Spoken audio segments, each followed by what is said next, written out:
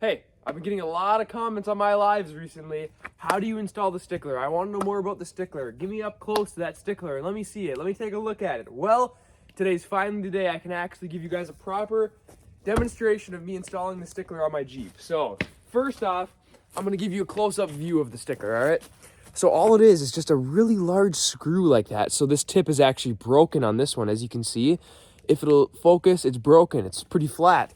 So it doesn't work as well as it should. If it was pointy and proper, oh my gosh, this thing works like magic, I tell you. But anyway, the back here, you can see that's where your attachment plate will go through. And then yeah, it's just a huge screw like this, basically. It's a pretty simple design, really. And then this here is the attachment plate, which is gonna go on your hub. So you get this cut out to your lug pattern. This one was for my Ford Ranger, but it also just happens to be that the Jeep of this era is the same lug pattern. So this plate works, and then the stickler slides right onto those. So let's do that. All right, so like I say, first goes on your attachment plate, just like so. And then you're just gonna use your lug nuts. You literally just put your lug nuts right back on. Let's keep the time lapse. And something I want to mention before I nail these things on is that if you got a really rusty car, or even, I don't really know what the other circumstances, maybe if the plate wasn't machined out properly and plumb, but they send you some shims that you can stick behind the stickler mount here that'll make the stickler then spin flush. You'll actually see on the Jeep here, it's, I don't know what's the issue, but it does not spin plumb, and that's another reason that the stickler will not work good if it's not spinning plumb. All right, there it is. The stickler plate is on. Now we go for the stickler. Oh, there we are, just like so. And then they send you a bunch of nuts and washers for the stickler. All right, now you're gonna torque down these nuts. And there it is, check it out, the stickler is mounted. So another thing that I will mention that I should have said before this, obviously, is because it's one of the first steps, you gotta jack your car up. You're gonna want it about 10 inches off the ground, 10 to 8 inches off the ground. I've got a huge chunk of applewood right now under the axle of this Jeep. Just lifted the back end up with the skid steer, threw that chunk of applewood under it, and that's good. But you definitely want it 10 to 8 inches off the ground, and then you're gonna want a hard surface beneath it. So if you're really, really close to the ground, that's okay.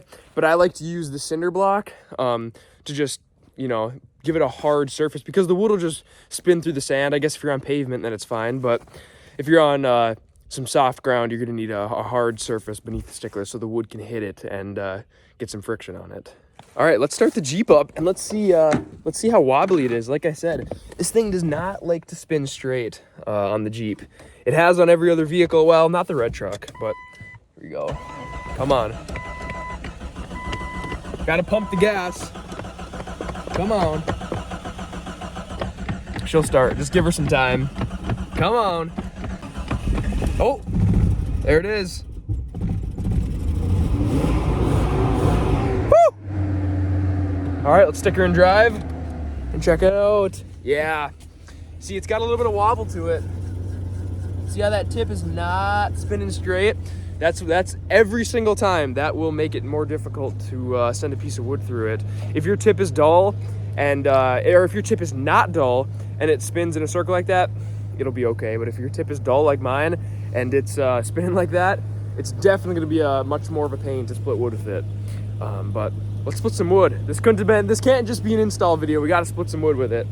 All right, so like I said, I like to put the cinder block right here, so that's got a hard surface to butt up against. And now let's send a log through it.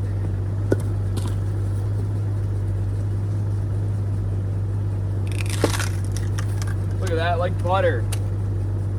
Just like butter. 1, 2, 3 pieces. Let's do another.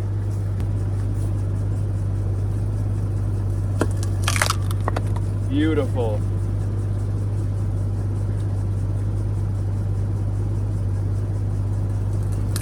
Look at these tiny pieces you can make with it.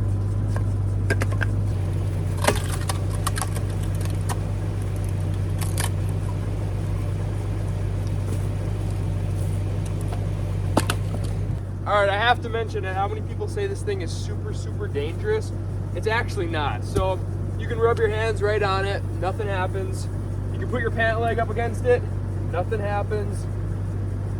Stand like this, pant leg, nothing. I mean, if you were to send your pant leg right at the tip of it, yes, it would get wrapped up. And if you had gloves on, your glove got caught in it, yes. But really only my worry is just getting a piece of wood flung at me if you're rev bombing the car or something, you know? Other than that, it's not that dangerous.